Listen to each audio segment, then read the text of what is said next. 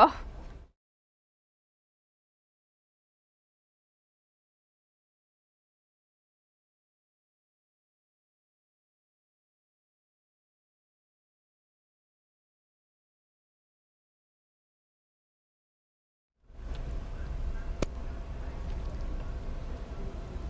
Good Monday morning, everybody. Thanks so much for joining us on this Monday at the First Alert Digital News Desk. Time now is 8:15, and you are taking a live look at Oshkosh, where, Tammy, we're still seeing some flakes flying around out there.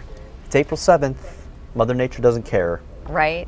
As long as they're not sticking. And I guess right there they're not sticking. That's true. And Maybe in other places Steve showed us earlier when we were in the studio, you could see the big wall of snow that was falling. That was pretty neat to see, actually. Again, thanks so much for joining us.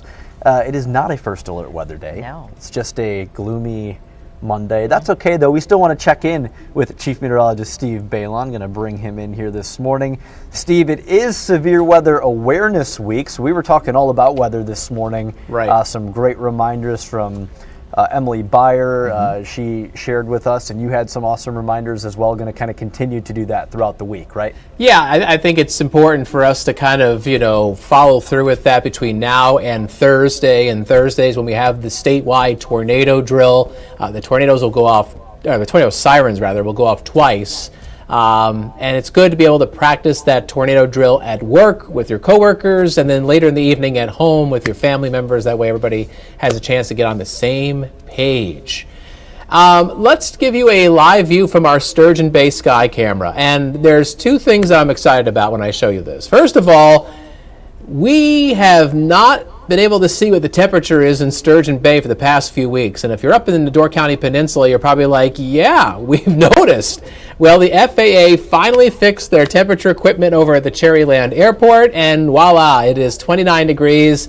Wind chill is 15 thanks to a north wind at 24 miles an hour. And that leads me to the second thing that I'm excited to show you about. If you look at the water here in the marina, you can see some whitecaps out there. So it's definitely a pretty blustery day. And you guys had pointed out there's still some flakes that are flying around in Oshkosh. Not quite the big fat flakes that we saw maybe about an hour or two ago. More just tapering flurries and 31 degrees. So most of those snow showers are now pivoting to the south of Green Bay. Still some decent snow on First Alert Viper Max in western areas of Fond du Lac County, heading down towards Rosendale and over towards Oakfield. There's also some snow showers that are kind of swinging their way out of Sheboygan County down into Washington County. But areas farther north are getting a chance to dry out with some breaks in the clouds. For the rest of today, we'll have partly sunny skies, a wind chilly day. Now, over the weekend, we had highs pretty close to 50 degrees, but today we're looking at highs in the 30s, and with that north wind cutting through, it's going to feel even colder than that. That north wind is behind a cold front that has been pushing to the south of us, and it's delivering in a shot of some Canadian air. So we're at 31 degrees in Green Bay. It is 33 degrees in Sheboygan, 20s across northern Wisconsin. There's that wind out of the north with this sustained speeds around 20-25 miles an hour, and there's some higher gusts as well, and that's knocking our wind chills back into the teens and 20s. Look at the wind chills in Anago and in Iron Mountain. Feels like 9 degrees above zero. And yes, it is the 7th day of April. So here's First Alert Pinpoint Predictor with your daytime highs in the 30s, a high of 40 in Fond du Lac, upper 20s across northern Wisconsin. The wind is going to continue to do its thing and be kind of gusty this morning with some of the strongest wind gusts up around 35 miles an hour. The afternoon looks breezy, but tonight that wind is going to slow down. And the wind chill factors, well, in the teens and 20s all the way through this evening. So not a very pleasant spring-like day, that's for sure. We will see those temperatures rising the rest of the week. Now, Predictor is pretty aggressive in trying to bring back some sun to our skies, and yeah, I think you will see the skies brightening up from time to time, but all in all, it's going to be partly sunny. Can't rule out a few flurries flying in from upper Michigan for folks in the North Woods, but as high pressure builds in tonight, we will turn mostly clear. So there's your First Alert Super 7-day forecast. Flakes and early, partly sunny, blustery, a high of 37. There's that slow climb in the temperatures that I mentioned, 40s and then 50s for Friday and Saturday if everything goes to plan, we could see 60 on Sunday afternoon. The week looks mainly dry, but Monday has that snow chance in the morning, and then Wednesday has got a chance of some showers, maybe a wet snowflake or two. And one last little thing to leave you guys with, and perhaps I'm sharing this with a little bit of some bias. Today is National Beer Day, and it's also Craft Beer Week in Oshkosh, so if you want to get a pint of your favorite suds after work or later this evening, it's going to be breezy. A stout north wind is what I said earlier today. Emerson, I know you know exactly what I was talking about. That's a type of beer if you don't know. Otherwise, turning partly sunny with temperatures in the upper half of the 30s is about as warm as it's going to get. What is your beer of choice, Steve? I like almost anything. I'm not really into stouts and porters. I do like IPAs, especially if they're New England IPAs. I've kind of gotten, I don't know, I've kind of gotten a soft spot for some sours. I kind of like some sour beers. But I also am happy to drink, some lighter stuff as well. I'm really open to a lot of it, but I'm not really into. You're just naming all of them here. Well, you asked me to go into it. Anything that's like coffee flavored, I'm not really interested in. Stouts and porters are not in my alley. And you don't drink coffee, so yeah. Yeah, I'm not a coffee person. It really doesn't do much for me. So it's not a surprise that you probably hear me have that not be my favorite type of beer either. So. Well, cheers to you, my friend. Thank you for that fun fact. We didn't know it was beer day until you brought it up, so that was great to think about. We have a lot of great local breweries, so tons of them. Check them out. Hopefully, folks will get out there, check one out today. Yeah. Steve, we know you got to cut in to go get ready for us, so we will let you do that. Thanks so much. Thanks, folks, guys. Can see you at 9 o'clock on Action 2 News mid-morning. And now, as we always do on Mondays, following a Consumer First Alert, Tammy, we're going to talk about that Consumer First Alert that you had over the weekend on Friday airing, and this one hits home for a lot of people because not many people don't have a Facebook account, and that's what this one has to do with. And it's a pretty threatening message. I started getting a lot of people sharing what they got on Facebook Messenger. They got a message looking like it was coming from Meta saying that their Facebook page was in copyright violation. So I just had an inundated by viewers sending me these, and I thought, okay, I ought to put this out there. I brought it up in the newsroom, and a lot of us, we were like, oh yeah, we get these all the time. We ignore them, right? But if you haven't, and maybe you're new to this and you get this message, I mean, basically it says, we discovered a breach of our Facebook standards on your page. Your page has been disabled for violating Facebook terms.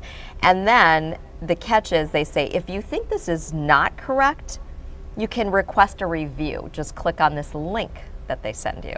Okay, so it looks like it's coming from Meta. It might be coming in an email. It might look like it has all the logos and the correct information, but that link is not real. The cyber experts saying it's very convincing, and it's very convincing in many cases. And as a matter of fact, as I was researching this, there are people who've said, yes, I followed the link, I clicked on it. I mean, what it's ultimately getting you to do is give up your Facebook login information. And some people have said, I lost access, or it's being used to try and scam people. So, and these are some of the scams that I've talked about in the past, like, for example, the investment scams. And people would say, oh, well, I got a link that looked like it was from my friend or someone I know, an acquaintance, a Facebook friend. So this is how it could be used. Your information could be used. So as we always say, never click on links. I mean, that's just your first thing. But I think that fear or that thought that I could lose all my photos, I could lose everything. And it's an issue with businesses too. That's what I'm hearing from a lot in the community, that people who have business pages for Facebook, that they're getting a lot of these messages. So you might be inclined to think, well, I better check this out. Obviously, as we always say, Emerson, go to the source, right? So go to Facebook, log in, look at your notifications through Facebook. Facebook has a support team that you can reach out to. Yep. Right, and you can share that with them. But again, anyone who has questions, I think sometimes, it sounds so simple just to do a search, right? But you put whatever your topic is, and this is just kind of a tip, and sometimes people email me or will call me or say, hey, have you heard about this? And the first thing I do is I take a couple of the keywords and you put scam in your search and you just start to look. And you sometimes will find exactly, oh, there's that message. I mean, there's different community pages and It's resources. very similar to what you're seeing Right, sent to you right. as well. Just in general, just a tip on how to do some research on your own. But yeah, again, never click on links and never give up your passwords. And there's a lot happening. Just as I talk with consumer experts, cybersecurity experts, and I do my research, AI this year, 2025, they're really warning that AI is going to take these scams to another level. Sure. To make it more believable, whether it's phone calls, emails, text messages. So you really just have to be on guard and don't click on links, even things that you get. Just don't call the phone numbers that are included on links. Search up the ones that are real. So that's the piece of advice. Make those consumer first alerts even more important as all that goes on. And like we said, so many people.